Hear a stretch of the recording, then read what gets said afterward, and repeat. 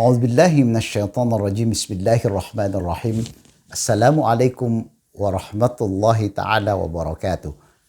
Ada silang pendapat antara kedua Ummul Mukminin, Sayyidatuna Ummi Salamah atau Hind bin Abi Umayyah atau Huzaifah bin Al-Mughirah dan Sayyidatuna Aisyah radhiyallahu taala anhuma terkait dengan satu hadis yang sampai kepada kita mengenai larangan untuk mencukur rambut dan untuk memotong kuku bagi seorang mudahhi atau seorang yang hendak melakukan kurban di hari Arafah yang tidak ikut dalam pelaksanaan ritual ibadah haji. Konfrontasi ini terjadi ketika seseorang dalam melakukan pembacaan nas atau teks matnul hadis tidak memiliki kemampuan untuk menganalisa hadis secara komprehensif, bahwa hadis ini antara melarang dan menyampaikan informasi tidak ada larangan itu memiliki varian hukum. Ada hadis yang mengatakan ada larangan dan ada hadis yang mengatakan tidak ada larangan. Dan berdasarkan kedua hadis yang disampaikan oleh ibu atau Ummul Mukminin Ummi Salamah dan Sayyidatuna Aisyah menjadikan varian-varian hukum yang disampaikan oleh ulama-ulama kita dari 4 mazhab, antara melarang secara mutlak sebagai salah satu sunnah yang diprioritaskan oleh Sayyidina Rasulullah Sallallahu Alaihi Wasallam, dan ada yang mengatakan bahwa la ba'sa bi dan tidak mengapa untuk mencukur rambut atau memotong kuku bagi seorang mudahhi, seorang yang berkurban kepada Allah Subhanahu wa taala di hari Arafah dan ayyamu at-tasyrik.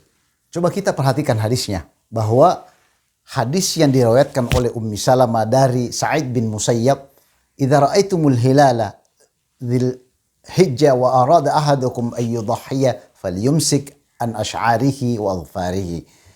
Kalau kalian melihat hilal di bulan Zulhijjah dan kalian hendak melakukan pengorbanan atau penyembelihan sebagai satu bentuk taqarruban kepada Allah Subhanahu wa taala, falyumsik an sya'rihi, maka hendaknya kalian menahan untuk mencukur, memotong rambut kalian, wasfarhi atau memotong kuku kalian. Hadis ini disampaikan oleh Ummi Salamah, kemudian disampaikan oleh Sa'id bin Musayyab, kemudian menyebar kepada semua tabi'in dan kepada ulama-ulama muhaddisin sampai sekarang ini. Di sisi lain, ketika Abdullah ibnu Abbas mengeluarkan satu fatwa terkait dengan seorang yang hendak berkurban namun tidak berada atau tidak melaksanakan haji ke Baitullah, beliau mengatakan bahwa seorang yang ingin berkurban kepada Allah Subhanahu wa taala dan berada di daerahnya, tidak berada dalam lingkup Masyairul Haram atau tidak melaksanakan haji pada tahun tersebut, maka hendaknya dia melakukan apa yang dilakukan seorang yang melakukan haji. Tidak boleh memakai wangi-wangian, tidak boleh mendekati istri, tidak boleh mencukur rambut, tidak boleh memotong kuku, dan hal-hal yang diharapkan bagi seorang yang melakukan manasikul hajj.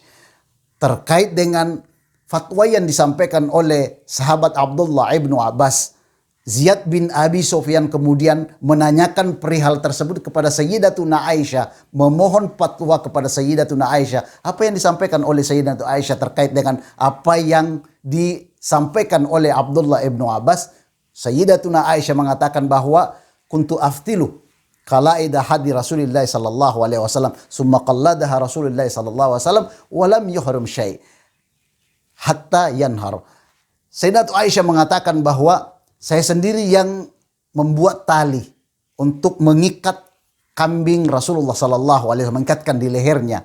Kemudian Sayyidina Rasulullah melakukan hal tersebut dari tahun ke tahun sampai Rasulullah mengirim kurban tersebut ke Ka'bah atau ke Masjidil Haram di Mekah.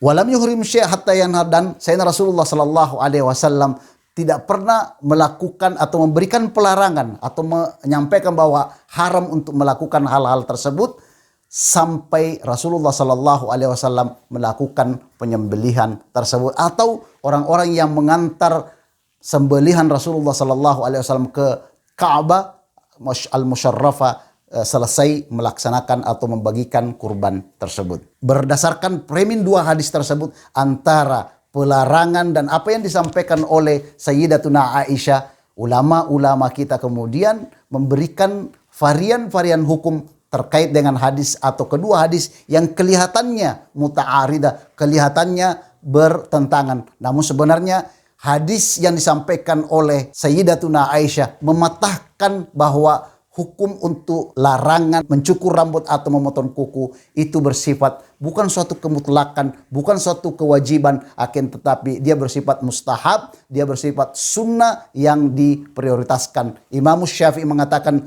mustahab, baik dilakukan untuk tidak mencukur dan tidak memotong kuku kita. Imam Malik pada salah satu pandangan beliau mengatakan tidak mengapa seorang mencukur atau memotong kukunya pada ayyamu Arafah. Insya Allah mudah-mudahan apa yang kami sampaikan ini bisa memberikan suatu pandangan baru terkait hadis yang disampaikan oleh Ummi Salamah, bahwa hadis yang disampaikan oleh Ummi Salamah bukan sebuah kemutlakan, bahwa bukan sesuatu yang diharamkan oleh Sayyidina Rasulullah Sallallahu Alaihi Wasallam. Akhirul kalam minallahil musta'an wa alaihi tiklan. Wassalamualaikum warahmatullahi taala wabarakatuh.